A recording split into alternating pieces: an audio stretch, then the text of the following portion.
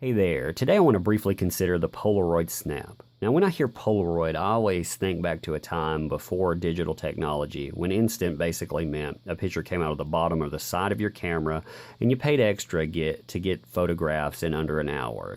Typically you were talking 3 days to a week.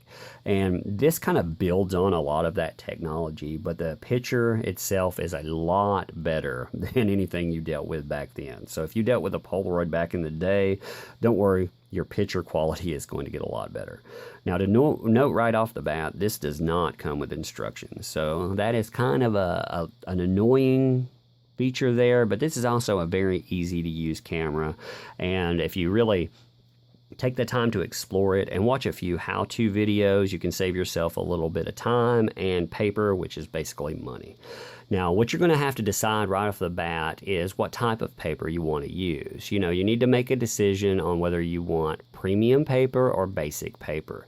Your premium ends up running you about 50 cents a sheet, and your basic runs about 30 cents a sheet. And while there's a considerable cost difference, there's a considerable quality difference when you get down to it as well. So just decide exactly what you want, what you're using this for. Also remember that when you set this up, you can take pictures with it all you want, but if it's loaded with paper, it's going to print every picture you make. So if you put a micro SD card in here, you can put up to a 32 gig card in it. Don't load it with paper, and you can play around and explore the camera, see the functionality there, and really practice taking pictures. Because there's one thing, with a Polaroid that you have to remember that it does not zoom. It does not do a lot of that stuff. You're talking about part art, part luck, and a part practice and skill. So when you get down to that, you're going to need a little bit of time to get those perfect pictures and not have blur or detail. Now, for lens itself, you have a 3.4 millimeter lens with a f 2.8. So your quality and shadowing is actually pretty good on this. You have your built-in flash as well. And again, functionality is pretty basic. What this thing comes with too, you can have a strap that you attach to it as well that you can loop on. I don't have that on there right now, obviously. And you have your charging cable as well, so you're going to want to make sure that you're charged up.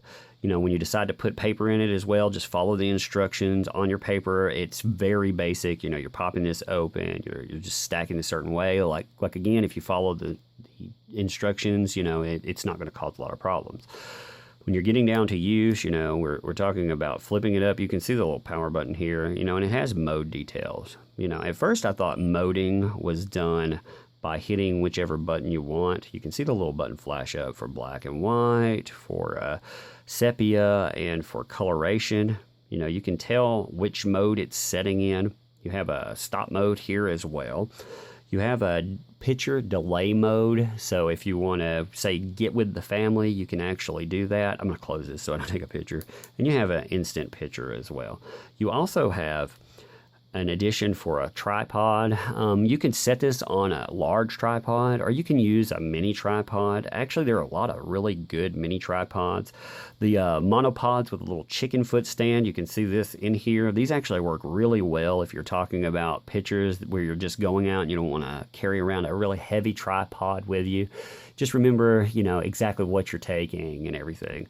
Now, again, looking at this quality-wise, it's built really well. It's actually pretty sturdy, and it does take pretty good pictures. You have to remember that the pictures are different than the ones you took in the past because they're not a full-size picture. You're talking about a 2x3 picture, and you're also talking about a picture you can decide whether or not you want to stick to something or if you want to keep it around. So, that is a new thing. It's kind of an optional thing as sticker or not. I think that's kind of interesting. Another good thing about this is it's again a 10 megapixel camera that you can stick in your pocket, and it's made really well, so it's durable, and it's actually a very nice presentation, so it would make a good gift. People that are carrying around are going to immediately kind of recognize that it's a camera as well, and like I said, it's got a nice aesthetic. It holds well. I have a very large hand, but this holds well for me and for other people. Even a kid could really use it and have fun with it.